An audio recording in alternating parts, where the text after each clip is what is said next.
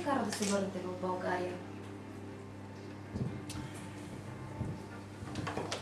Първо, аз никога не съм мислил да я напускам. И на тези специализации, които бях, се проверих, така да се каже, и се оказа, че аз не ставам за емигрант. Просто много бързо ослабвам. Не ставам ги. Знаете ли, за това се иска наистина да имаш качество.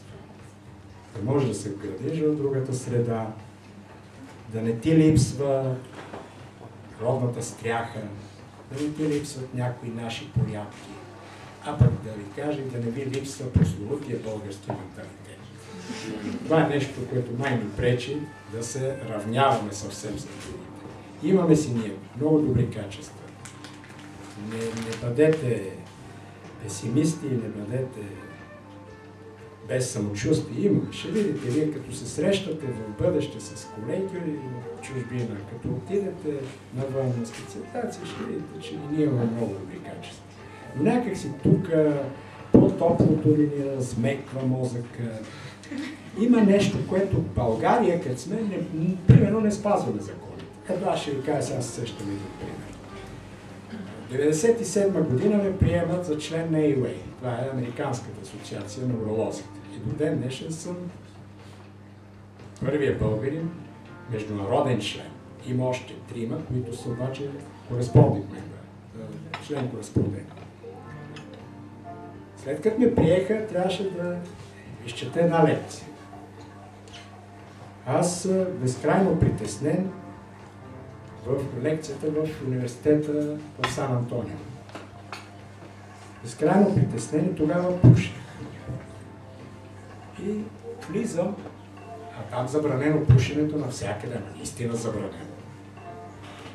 Трябва да излезеш навън, на 15 метра от входа и да намериш мястото за пушене. Аз направих това усилие, но не намерих мястото и от неудобство да изтръскам или да хвърля огарката си, в една хартия посвих и търсих да изхвърля след това в буклук, след което ми се вмелиса в ръката, след което си казах да не са чак толкова глупави, отказах ги, не пуших 10 години, сега пуша по 3-4 цигари, за да не хвана Алцхаймер, така казва невролозите, че малкото пушене предпазвало от Алцхаймер и Паркинсон. Твърдят го сериозни невролози. Както и де.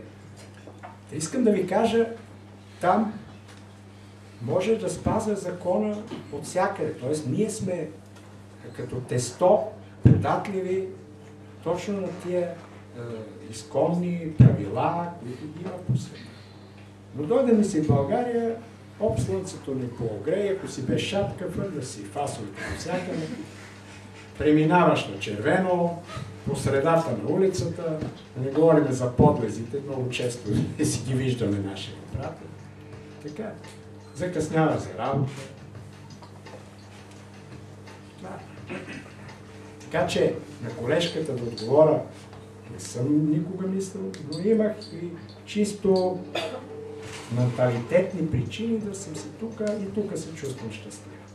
Аз тук си направих кариерата, а да ви кажа, че аз съм по-уважаван навън като лекар и професор в България, отколкото ако бях там на постоянно. Има една такава, между другото, психологична граница или какво е един такъв феномен.